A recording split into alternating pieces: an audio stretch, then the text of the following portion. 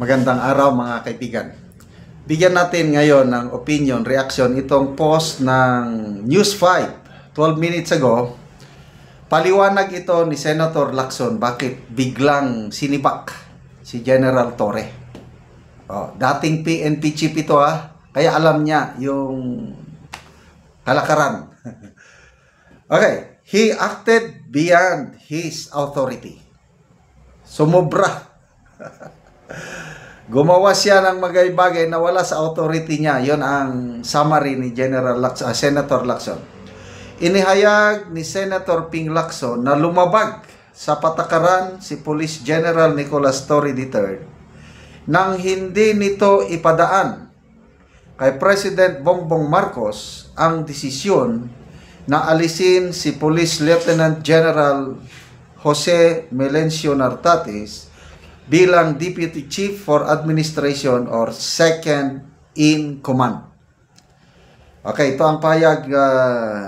Normally, the designation and relief of the members of the PNP Command Group, Deputy for Admin, Deputy for Operations, and Chief Directorial Staff should be cleared with the President or at least the ex-officio chairman of the NAPOLCOM, also the Secretary of Interior and Local Government.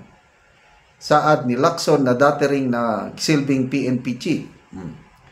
Nitong August 6 lang nang itinalaga si Torre si Nartates bilang head ng Area Police Command for Western Mindanao. Nagpalit sila ng pwesto ni dating PNP spokesperson Lieutenant General Banak na itinalaga naman ni Torre bilang number 2 man. So, ito, mayroon akong nabasa rin na post ni Mr. Rigoberto Ticlao. Parehas sila ng sinasabi ni Senator Lacson. Wala na sa kapangyarihan ni General Torre yung i-relieve mo yung second in rank. Tole, hindi lang second in rank Deputy Chief for Admin, Deputy Chief for Operations, basta yung mga directorial staff, halos lahat yan 3-star rank. Hindi mo pwedeng tanggalin kung hindi dadaan sa NAPOLCOM or even the President. Ang ginawa ni General Torre, on his own, nirelieve niya. Kaya nasobrahan talaga.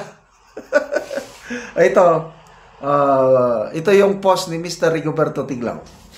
From one of my chat groups, why Malacanang ousted Nicolas Torre as PNP chief? Nicolas Torre III lost his post as chief of PNP on August 26. August 25. Ngayon, effective today. Just 3 months after stepping in the role. The palace move came after a heated clash with National Police Commission and Interior Secretary John Vic Remulla. Okay, the breaking point. A controversial reshuffle.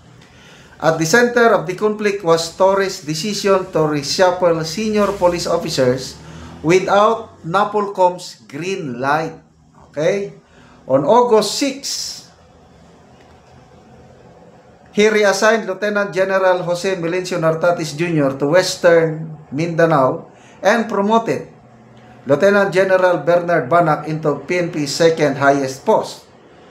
NAPOLCOM quickly struck back through Resolution 2025-0531.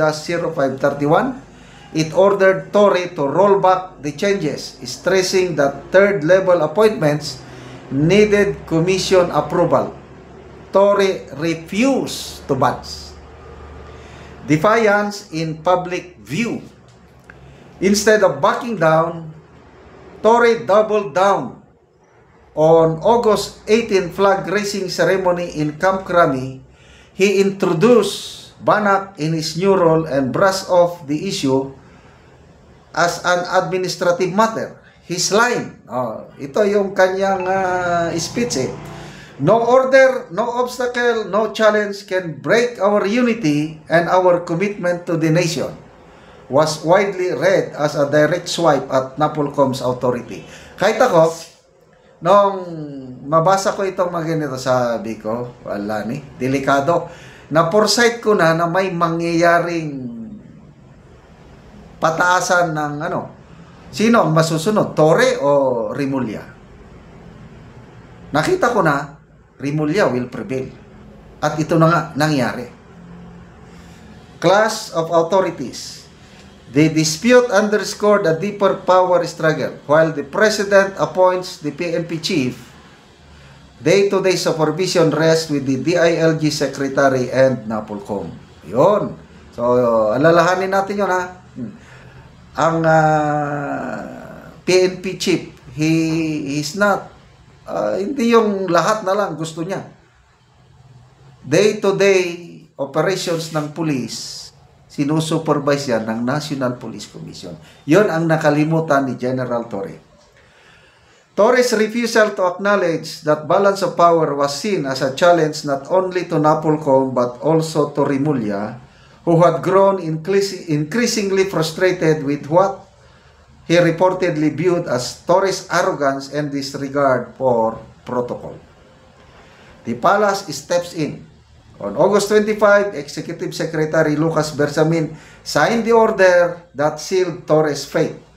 The memorandum was blunt. His relief was effective immediately, and he was instructed to turn over all matters for a smooth transition.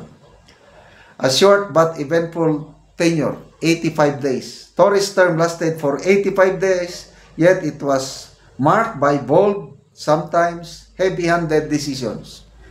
He set a 5-minute response rule for Petro Manila Cops, sacked 19 officers for misconduct, and relieved 8 police chiefs for poor performance. He also became the first PNP chief, Philippine National Police Academy graduate to rise to top of the 280,000 strong force. His dismissal serves as a reminder, no matter how high the rank, the police remain under civilian oversight. And crossing that line comes with consequences. Yan. Tama ito. So, salamat at naayos na ang problema.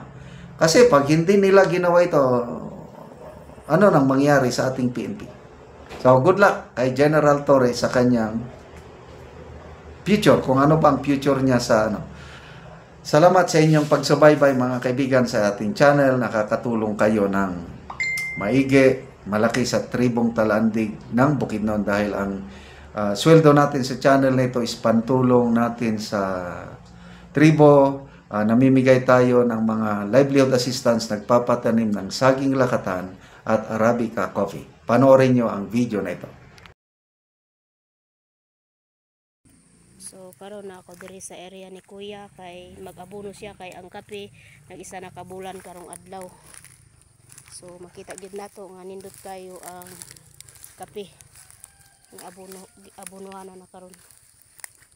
So 26 ni sila ka pamilya ang nananom og kape. So mag-abono na si Kuya. May buntag Kuya. Buntag. So unsa imong giabono diya Kuya? So urea ni og kuan kaning Complete. Kay angay gyud natong sundon. Tungod sa kape kay nalimtan na ako So ang kuan. gi-estimate ni Kuya kay gidaanan niya estimate ang isa ka kutsara sa iyang kamot.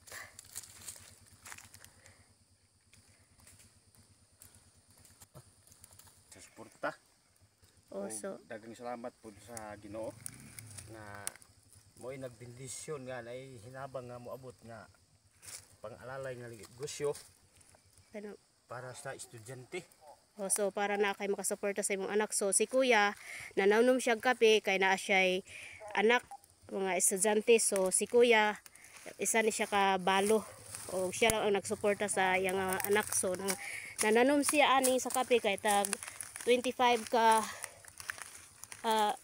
pesos ang isa ka punuan og 26 kabuk sila nga nagtanom nga pamilya. So mao ni ang area ni kuya.